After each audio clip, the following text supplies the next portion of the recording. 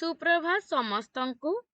विषय साहित्य कुसुम, श्रेणी पंचम, अध्याय 4, प्रसंग नुआखाई।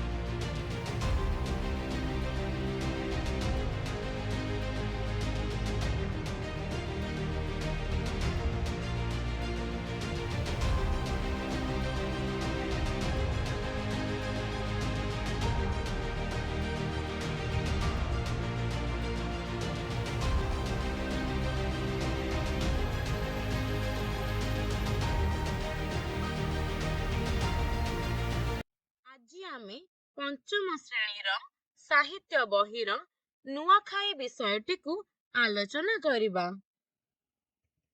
तेबे पिलामाने कहिलो, तुमे एही चित्र रे कौन सबु देखुछ?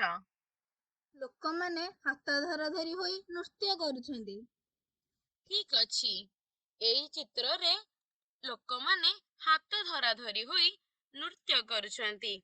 अच्छा पिलामाने, कौन तुमे कहि परिबो एही चित्रटी केउ स्थानर होइथिबो? पश्चिम ओडिशार संबलपुर जिल्लार। बहुत सुंदर। एही नृत्यटी पश्चिम ओडिशार संबलपुर जिल्लार। तेबे पिलामाने चलो देखिबा आजी आमे कौन जानिबा। पश्चिम ओडिशार प्रधान पर्व नुआखाई विषय जानिबा एवं नुआखाई पर्वरे पश्चिम ओडिशार लोकमाने कौन कौन सबु कार्य करंती ताहा मध्य जानिबा।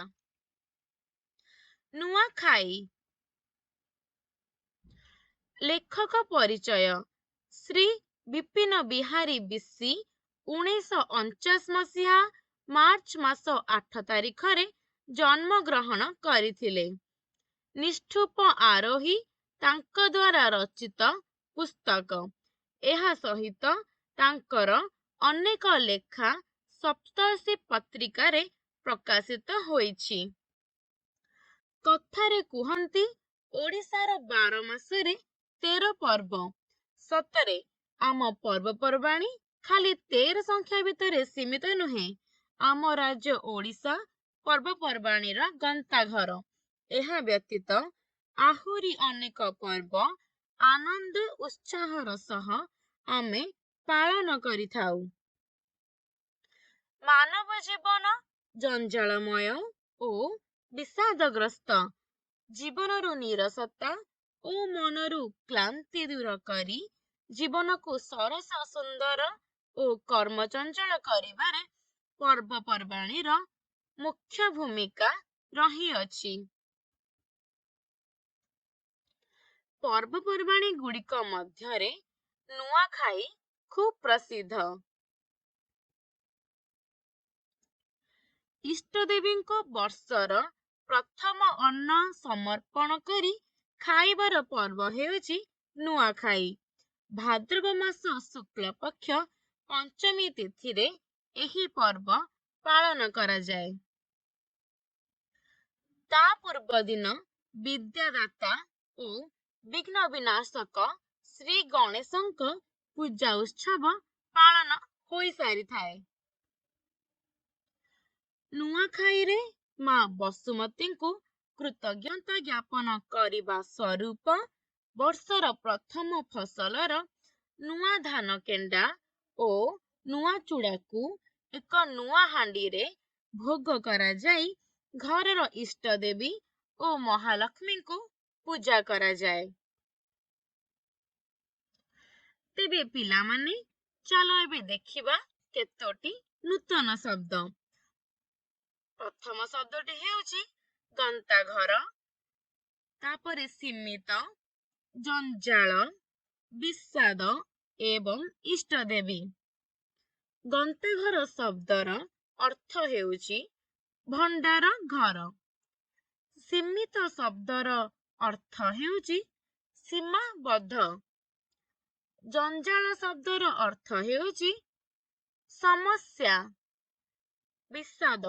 ବିଷାଦ ଶବ୍ଦର ଅର୍ଥ ହେଉଛି ଦୁଃଖ କିମ୍ବା ଅସନ୍ତୋଷ। ଇଷ୍ଟଦେବୀ ଘରର କୁଳଦେବୀକୁ କୁହାଯାଏ। ତେବେ ପିଲାମାନେ, ଆଜି ତ ଆମେ ବିଷୟଟିକୁ ପଢିଲେ, ତେବେ କହିଲ ଦେଖି ଆମେ ପର୍ବପର୍ବାଣୀ କାହିଁକି ପାଳନ କରୁ? ଜୀବନରୁ ନିରାଶତା ଓ ମନରୁ କ୍ଳାନ୍ତି ଦୂର କରି ଜୀବନକୁ ସରସ ସୁନ୍ଦର ଓ କର୍ମଚଞ୍ଚଳ କରିବା ପାଇଁ ଆମେ ପର୍ବପର୍ବାଣୀ ପାଳନ କରୁ। ବହୁ ସୁନ୍ଦର। ଜୀବନରୁ ନିରାଶତା ଓ ମନରୁ କ୍ଳାନ୍ତି ଦୂର କରି ଜୀବନକୁ ସରସ ସୁନ୍ଦର ଓ କର୍ମଚଞ୍ଚଳ କରିବା ପାଇଁ ଆମେ ପର୍ବପର୍ବାଣୀ ପାଳନ କରୁ। ଦ୍ୱିତୀୟ ପ୍ରଶ୍ନ ହେଉଛି, ନୂଆଖାଇ ପର୍ବ କେଉଁ ତିଥିରେ ପାଳନ କରାଯାଏ?